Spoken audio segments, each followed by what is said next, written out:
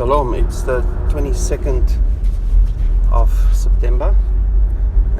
We just celebrated Yom Teruah and we are on our way towards Yom Kippur. Now, there's a bit of confusion around when to celebrate it because our Jewish brothers, they're basically one day ahead of our personal observation of the moon. So Friday evening there was 0% moon phase, so that means it's a dark moon. But for trumpets, according to the Karaites, which I agree with, they observe the barley in the land, whether it's Aviv, whether it's ripe.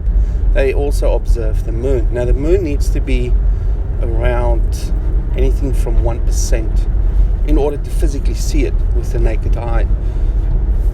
Now we had 0% on Friday evening. Saturday evening, I think we just had over 2%, and the moon is only visible around about 7 p.m. or that's what its max is. Anyway, so you'll see it right after sunset, and then you'll see the sliver. So according to that, the first of Tishri was Saturday evening, and with the Sunday as the day of rest for Yom Teruah. We had teaching on Saturday because, in sync with our Jewish brothers, they started Tishri 1 at sunset on Friday. So that means that their day of the fast is on Monday, next Monday, which is I think it's the 28th of September. We're going to do the fast on the 29th, which is starting Monday evening, just because of the moon observations within our time zone. Now I guess if you're in Jerusalem, it would have been perfect within the time frame, 8 hours later from a zero moon, which is still there Friday evening, where they would have seen the sliver, but we're 8 hours ahead of them, so we only saw it afterwards. So how do you celebrate the festivals then? Do we do it according to the Jerusalem timeline, or do you do it within the time frame and time zone within the country you're living in? So we're in Australia, we are, I think, 8.5 hours before Israel time. So we see things before they do, or we just miss them and then they see it, and then we see it after the fact. And that's basically how our trumpets worked out, or Yom Teruah worked out this year. I don't think it is practical to celebrate it according to Jerusalem time. It's probably fine if you do. I don't think Yahweh will have an issue with us trying to observe the festivals. Now, what I mean with observing it, in order to know when the feasts are, you need to look up. You need to physically observe the land, the harvest, and observe the moon and also the sun. So the day starts at sunset. I know there's people out there who believe that the new moon is a full moon, which is another take on it, which I don't agree with. They take one psalm out of perspective, and they only have one witness to prove that. But it's out of context, so it doesn't make sense from my point of view. But each to their own. Every Passover, every starting of the new year, there's always infighting amongst the observers. Different denominations have different interpretations. Even within certain congregations or fellowships, they've got different opinions. So my advice to those people is to celebrate it together. Whether you're one day early, one day late, that doesn't matter. What matters is that you are in unity. Pick a day, whether you want to pick it according to the observance, whether you want to pick it according to the Jewish calendar, that's up to your fellowship. But if you decide it, everybody needs to stick to that, because it's about celebrating the feast, not about arguing about when the feast is exactly.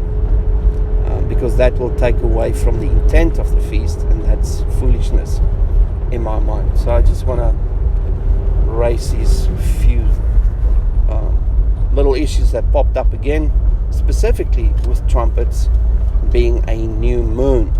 Now, a new moon, I've done a little study, I think 2 years back or a year back, don't know, no, probably 2 years back.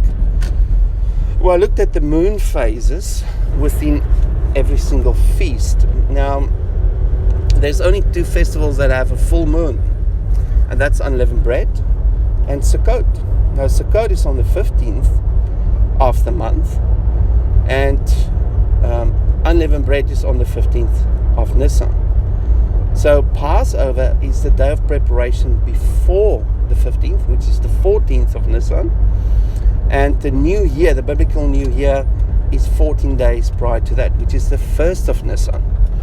And to determine the time frame of the feast cycle, the barley needs to be Aviv in the land of Israel. Now you can have the same argument, do we have our barley in the place where we live? Unfortunately, if you live in the southern hemisphere, your seasons are upside down. So when they have summer, we have winter and so on. So it's not practical, but to do it in accordance to a dress rehearsal or to practice, it's best to keep the feast within the time zone that you're in, and still adhere to the meaning of the feast, and not swap it upside down because of you're in the southern hemisphere and Israel is in the northern hemisphere.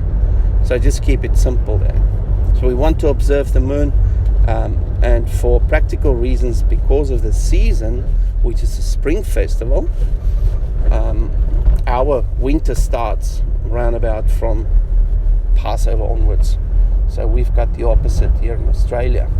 So we need to observe the barley in Israel to determine the new year, the new biblical year. Now, Rosh Hashanah is the head of the year, which is a secular year. That's the time where kings were appointed. Their reigns were counted from the Yom Teruah, 1st of Tishri. So that's also significant, the head of the year. But the biblical new year, starting the feast cycle, is the 1st of Nisan. And that's where we need to observe. And that will then relate to all the other festivals in counting it from the 1st of Nisan, but in sync with the observance of the moon. So that's all I want to share to you today. I hope you have a lovely day, and shalom. Speak to you soon.